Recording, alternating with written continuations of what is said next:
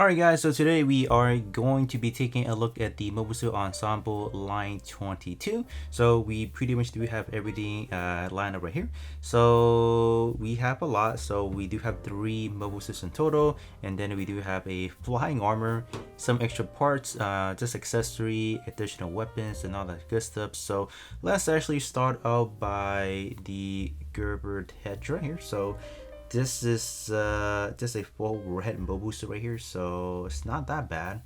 Articulation wise, you don't get the luxury of having a lot because just how the big shoulder pieces are, you just can't really do a whole lot. So so with the line 22, it actually has a better I guess mechanism for the articulation wise. I think some of the older one, like maybe like your 19, 18, 16, 17, those are using like kind of like the older standard joints, so they don't really give you a full range of mobility, but these are pretty good.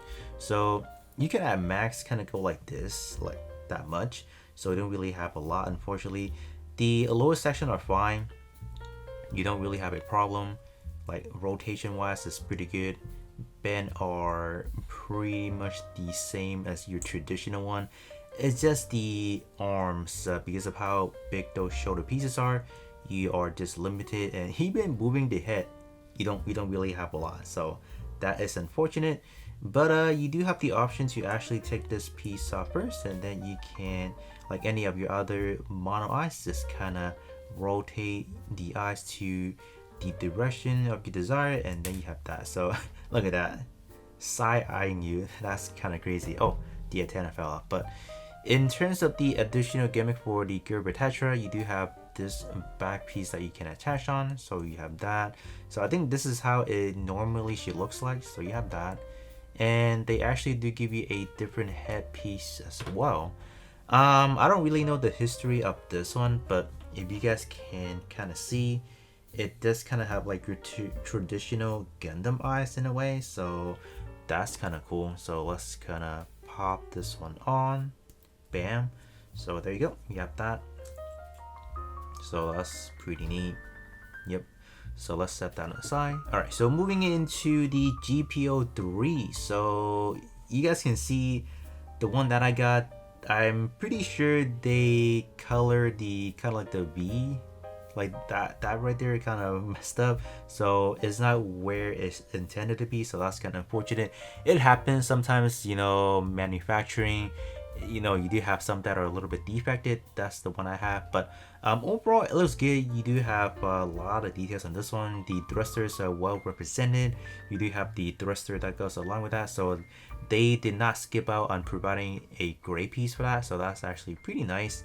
You can actually move the thruster just a little bit, the one on the side skirt a little bit as well, right? So that's pretty neat. So articulation on this one, is it gonna be hindering? Let's kind of see. Well, let's take out a shoe. So these are foldable shoe in a way, but they are annoying. They do come up fairly often. So in terms of the mobility wise, it is it's not that much as well, because if you rotate it like this, you're not really kind of strained by the side skirt in a sense. So that's pretty neat, right? So let's see, I'm trying to fire at this angle. Bam. That's nice. And then, or let's look at this way. Yeah, that's not bad. The other accessory for this GPO3, it does come with actually folding bazooka. So you guys can see, you can actually fold on like this. So you can attach it on like so.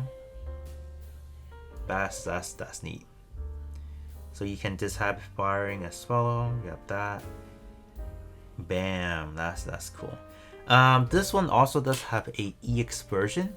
The EX kit for this one actually comes with the dendrobium, so that's why these are foldable, because you can actually put it onto like the weapon storage section for the dendrobium. So that's why they were very attentive to all the detailings for this kit. So they were not playing around when they made this one. So yeah, this is fire.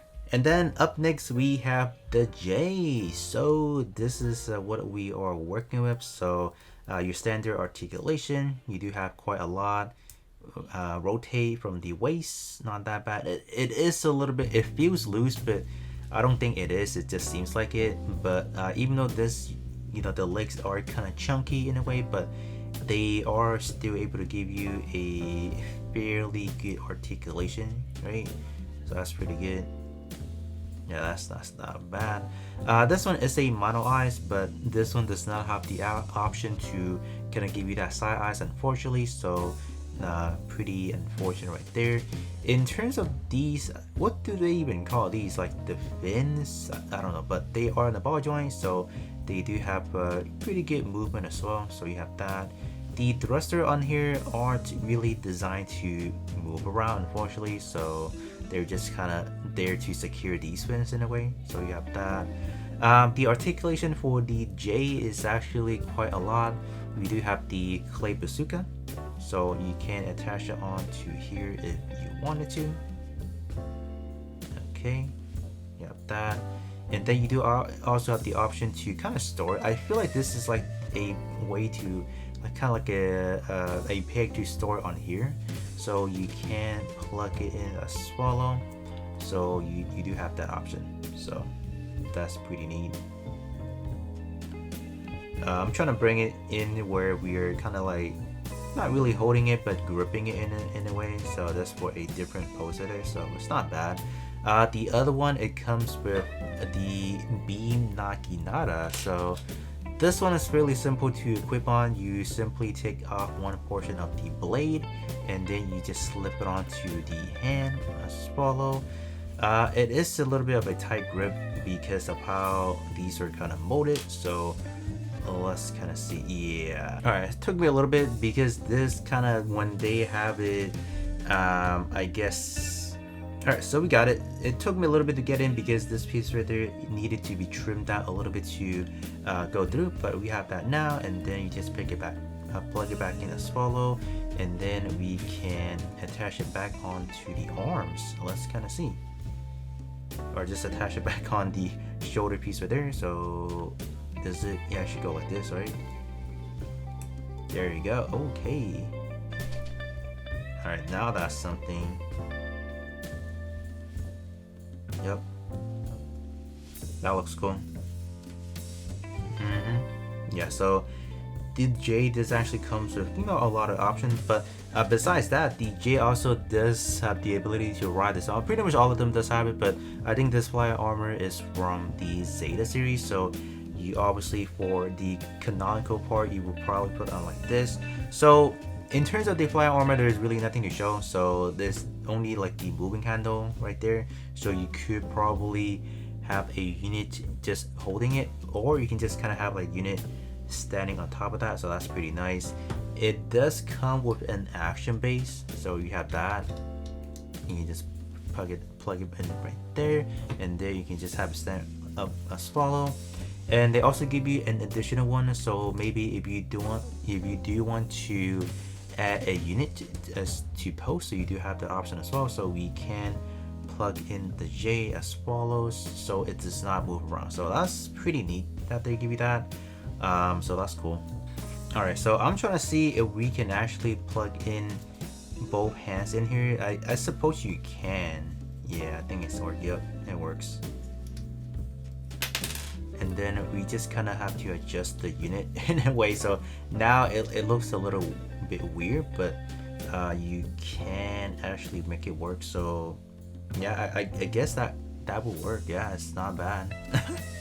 it does look a little bit weird in a way because it's not really flush how the unit is kind of situated, but it works. So you can have it flying with the flying armor, so you have that. But other than that, that's pretty much everything you need to know about the Mobile Suit Ensemble Line 22. So this one does actually have quite a lot, just better articulation overall for the arms themselves, especially connection from the arms to the torso. Definitely a huge improvement. But other than that, that is going to be pretty much it, and I'll be catching you guys all on the next one.